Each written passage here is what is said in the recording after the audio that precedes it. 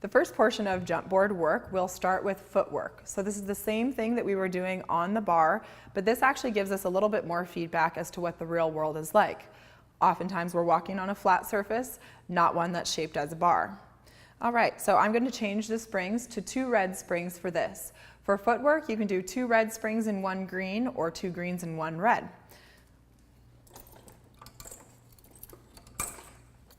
So to start, we're going to work on ankle articulation again, keeping your feet at the top of the footboard, and straighten yourself all the way out.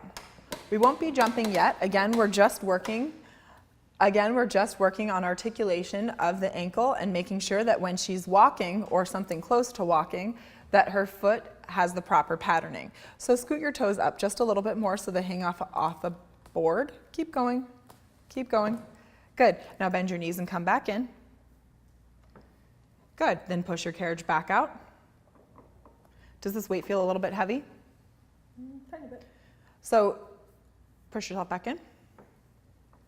So you'll see as she pushes herself in and out, go ahead and push yourself back out again, that she shifts her shoulders up. So as a client, she is telling me that this is too heavy for her body to be able to do it properly. So I'll have her bring her carriage back in. I'm going to change the spring setting to 2 red springs. Excuse my reach. And we'll go back again. So bring your feet apart just a bit. Good. Bring yourself up. And now as she bends her knees and comes in and out, focus on what's happening to her foot. So bend your knees and come back in. At what point does the heel want to strike and come up off the board? So as she brings herself all the way in, keep coming all the way down, all the way down, all the way down. Keep going, keep going, keep going. There you go. That was great. So she kept her heel on the foot bar the entire time, and keep going in and out 3 more times. And we'll watch as she goes in and out what happens to the front side of the foot, what happens to the toes, and what happens to the knees. She's done a really great job at this, so we'll have her move her feet down just a little bit more. Good, maybe even so the toes aren't hanging off.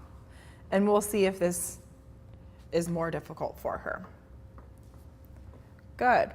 As you're coming up and down, paying attention to what's happening to your feet as you straighten all the way up, do you feel how the back side of your heels are wanting to leave? Mm-hmm. Keep your heels pushing up against the bar, or up against the board. Good. And you guys can see, who are looking from the instructor's point of view, that I'm going to keep my hands on her rib cage as she moves up and down. And if you were working in a class environment, this is when you would invite your clients to put their hands on their bellies as they move up and down to make sure that they're not wobbling side to side as they go in and out. We'll have her put her feet into first position with her heels together and her toes wide apart, and we'll try the same thing. So this is a little bit more difficult. Let's bring your feet up a little bit higher. There we go. Turn your feet out just a little bit more and your knees out a bit more as well. Opening the hips up, and again, we'll do the same thing. Bringing yourself all the way up, keeping your pelvis in a neutral position, and back in. And there we go.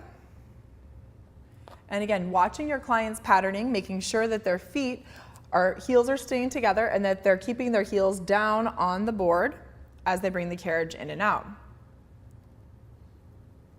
At this point in your practice, it's important to make sure that you're breathing as you're going in and out. Oftentimes it helps to exhale as you come in, and then inhale a nice long breath as you go out. Don't stress out too much about the breathing at this point. You've got plenty of time to learn what works best with your body and what coordinates best with each movement. We'll go a little bit wider with your foot position here, keeping your feet turned out, but move your heels apart from one another so that your toes land diagonally in the corners on the foot bar. There we go. And then again, we'll figure out, do her toes need to be off of the board, or can they come down just a little bit more? So you're down a little bit farther on your left compared to your right.